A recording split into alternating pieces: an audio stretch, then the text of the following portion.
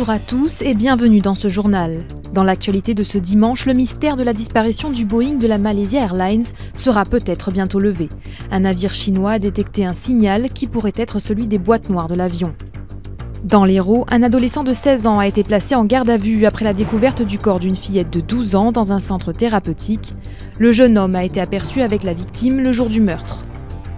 À 4 jours d'affronter Chelsea en quart de finale retour de la Ligue des Champions, le Paris Saint-Germain a parfaitement préparé son déplacement à Londres en battant Reims 3-0 lors de la 32e journée de Ligue 1. Un vrai miracle. Le mot est à peine trop fort quand on pense qu'il ne restait plus que 24 heures pour mettre la main dessus. Les fameuses boîtes noires du vol MH370 ont peut-être été retrouvées. La nouvelle est tellement inattendue que le Premier ministre australien redouble de prudence. Il s'agit des recherches les plus difficiles de l'histoire de l'humanité. Nous recherchons un avion qui se trouve au fond d'un océan très profond et dans une zone très vaste. Pourtant, la localisation semble la bonne et correspond à l'endroit même où les débris ont été retrouvés. Je suis plutôt optimiste puisque la fréquence est la bonne et la zone de recherche aussi.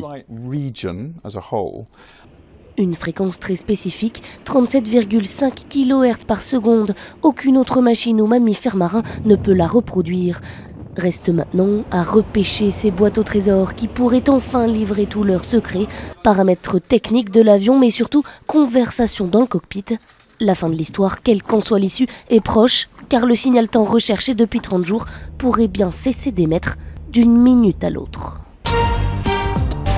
C'est ici, dans un pavillon désaffecté de ce centre accueillant des enfants en grande difficulté, que le corps de la fillette a été retrouvé vendredi soir. Seule certitude pour l'instant, il s'agirait bien d'un homicide. Peu après 22 heures, nous avons trouvé la jeune fille décédée dans un bâtiment désaffecté. Et le corps porte des traces de violence. Une autopsie est en cours, elle permettra effectivement d'en savoir plus sur les conditions dans lesquelles cette jeune fille a trouvé la mort.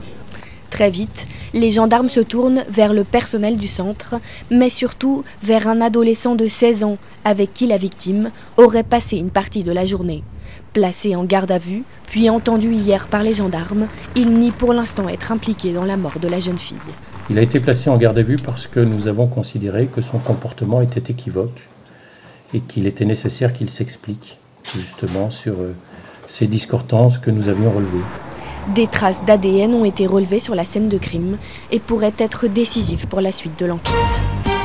Leur objectif, gagner sans complètement déshabiller l'équipe qui affrontera Chelsea mardi.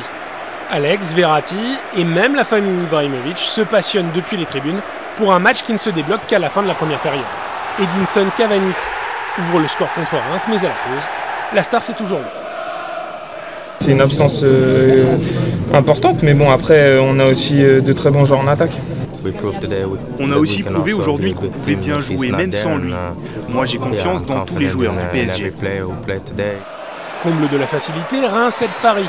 Le jeune Aïssa Mendy concluant sans le vouloir le travail de Lucas. 2-0. Ibra, blessé, peut aller vaquer à d'autres activités. Mendy, lui, n'en a pas fini d'attirer l'attention sur ce centre de Lavezzi. Il reprend la balle et la propulse à nouveau dans son propre but. Paris l'emporte donc 3-0 en n'ayant marqué qu'une seule fois. C'était important de continuer cette série de victoires et il y a le match de Chelsea qui arrive, donc c'était la meilleure préparation pour ça. Une préparation qui a repris dès la fin de la rencontre, les remplaçants enfilant les crampons pour aller s'entraîner sur la pelouse du Parc des Princes. Et on termine sur une note romantique avec une demande en mariage insolite qui n'aurait pas pu avoir lieu sans la complicité d'une compagnie de bus en Gironde. Ce matin-là, l'autocar n'affichait pas le terminus, mais un message spécialement adressé par cet homme à sa belle. « Lydie, veux-tu m'épouser ?» Sa réponse en images. Bonne journée à tous sur NT1. Mon cœur.